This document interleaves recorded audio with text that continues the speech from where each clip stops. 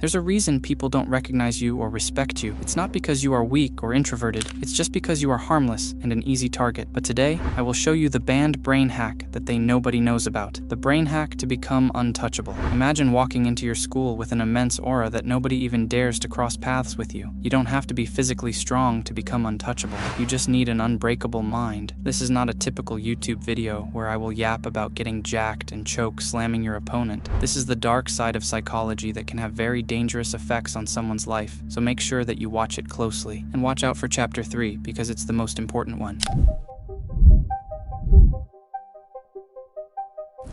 There's only one rule in school: who reacts first loses. Back when I was in high school, the bullies always made comments about my looks, cracked sarcastic jokes, and made me look useless. I didn't know any brain hacks, so I would often end up making the situation way worse. I was their favorite target because I was boring, lame, and wore glasses. I had no friends, and whenever I tried to change the subject, it bounced back on me. Then I realized the one thing that gave them control. People can control the moment they realize you have a weak spot. Once they know it, they will keep using it to assert pressure. But here's its counter that I learned the hard way. Show them their mirror. Whenever they make fun of you, don't laugh it off or run. Stare them in the eyes and go on the offense. I remember when a guy in the class tried to look cool in front of the girls and said, "Shonen, you wear the same shoes every day." Everyone smiled and some laughed. But instead of admitting my fault, I replied, "I always thought you had a foot fetish." Shocked, everyone burst out in laughter, and now he became the class clown. From that moment on, he never dared to talk to me. That's how fragile the ego of an attention seeker is. Here's your daily exercise. Whenever someone tries to critique you, don't say what your unconscious mind thinks. Do the opposite and make it sound lethal. But just backfiring won't help you much. You also need to master a power.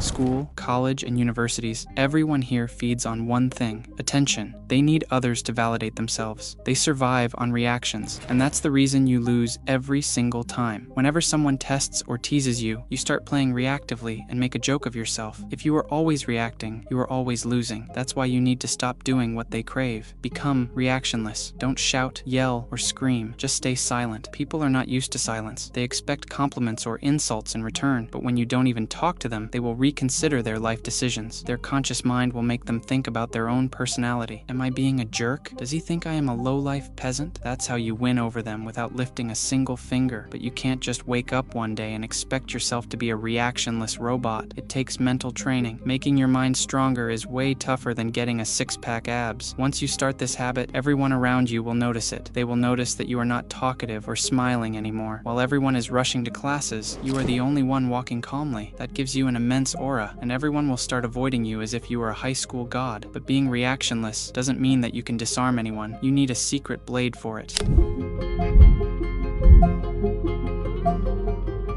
The blade of doubt is the most dangerous weapon in your arsenal. The human brain is made to disarm itself once someone appreciates you. A simple compliment like, "You look cute today," can make someone lower their guard and trust you. But that's when you use your blade of doubt and strike them in their comfort zone. It involves giving a compliment and then leaving them with a question. You can say like, "You are smarter than most people I've met, but it's weird that you need approval from others." Now, they don't know whether to defend themselves, be happy at the compliment, or pretend it didn't hurt. This doesn't feel aggressive because it's the truth. I remember one day I was at the gym, and a cocky guy was lifting weights with loud screams. After his set, I went to him and said, "You look jacked, dude." He smiled, but then I added, "But those screams won't give you any attention." His smile vanished, and sweat popped out of his forehead. He looked around to see that nobody was noticing him, and for the rest of the day, he stayed silent. Your aim should be the overthinking they'll do afterwards, not rage or the embarrassment they will feel instantly. That's why it has to be logical and deep at the same time. But there's something even more dangerous than doubt.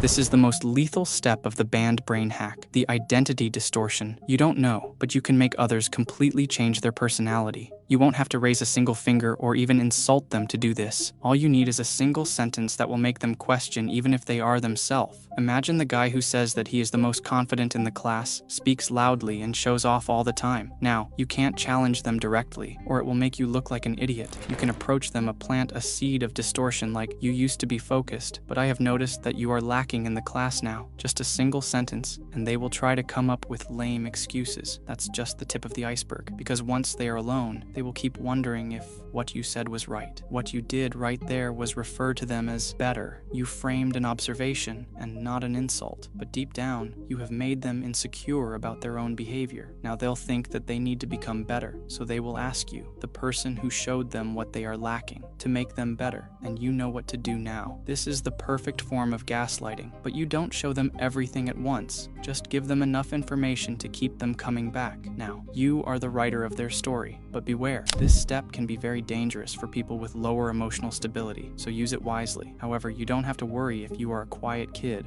or an introvert, because I used to be the same. That's why I have put up this video that will help you even if you're an introvert.